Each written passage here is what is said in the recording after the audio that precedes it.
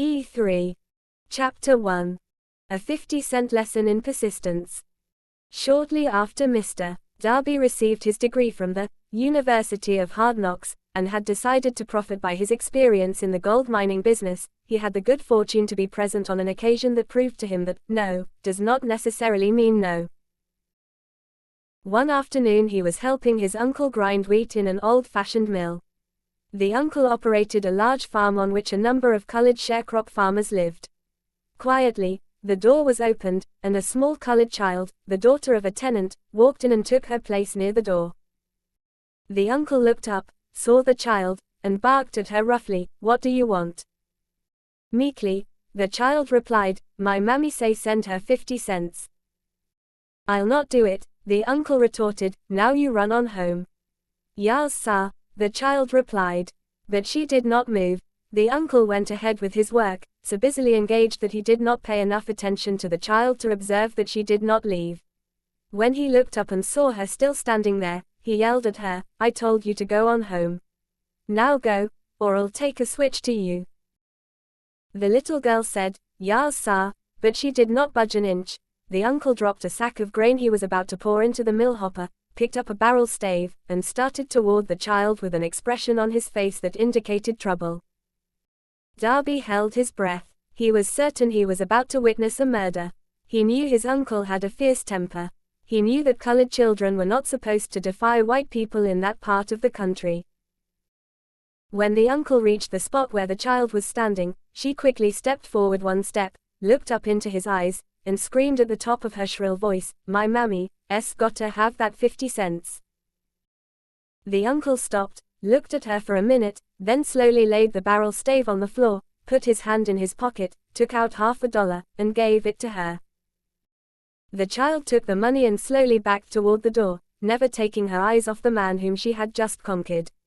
After she had gone, the uncle sat down on a box and looked out the window into space for more than 10 minutes. He was pondering, with awe, over the whipping he had just taken. Mr. Darby, too, was doing some thinking. That was the first time in all his experience that he had seen a colored child deliberately master an adult white person. How did she do it? What happened to his uncle that caused him to lose his fierceness and become as docile as a lamb? What strange power did this child use that made her master over her superior? These and other similar questions flashed into Darby's mind, but he did not find the answer until years later, when he told me the story. Strangely, the story of this unusual experience was told to the author in the old mill, on the very spot where the uncle took his whipping. Strangely, too, one had devoted nearly a quarter of a century to the study of the power which enabled an ignorant, illiterate colored child to conquer an intelligent man. As we stood there in that musty old mill, Mr. Darby repeated the story of the unusual conquest, and finished by asking, "What can you make of it? What strange power did that child use, that so completely whipped my uncle?" The answer to his question will be found in the principles described in this book. The answer is full and complete. It contains details and instructions sufficient to enable anyone to understand and apply the same force which the little child accidentally stumbled upon. Keep your mind alert, and you will observe exactly what strange power came to the rescue of the child. You will catch a glimpse of this power in the next chapter. Somewhere in the book you will find an idea that will quicken your receptive powers, and place at your command, for your own benefit, this same irresistible power. The awareness of this power may come to you in the first chapter, or it may flash into your mind in some subsequent chapter. It may come in the form of a single idea, or it may come in the nature of a plan, or a purpose.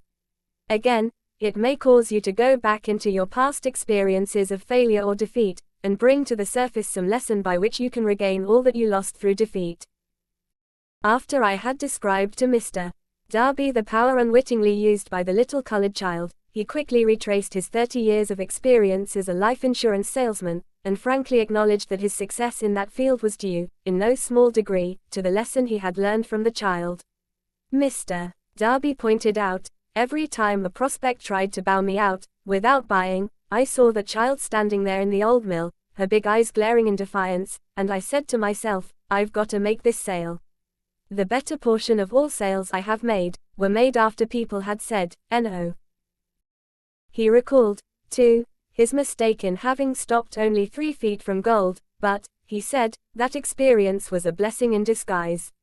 It taught me to keep on keeping on, no matter how hard the going may be, a lesson I needed to learn before I could succeed in anything. This story of Mr. Darby and his uncle, the colored child and the gold mine, doubtless will be read by hundreds of men who make their living by selling life insurance, and to all of these, the author wishes to offer the suggestion that Darby owes to these 2 experiences his ability to sell more than $1 million of life insurance every year. Life is strange, and often imponderable. Both the successes and the failures have their roots in simple experiences. Mr. Darby's experiences were commonplace and simple enough, yet they held the answer to his destiny in life, therefore they were as important to him as life itself.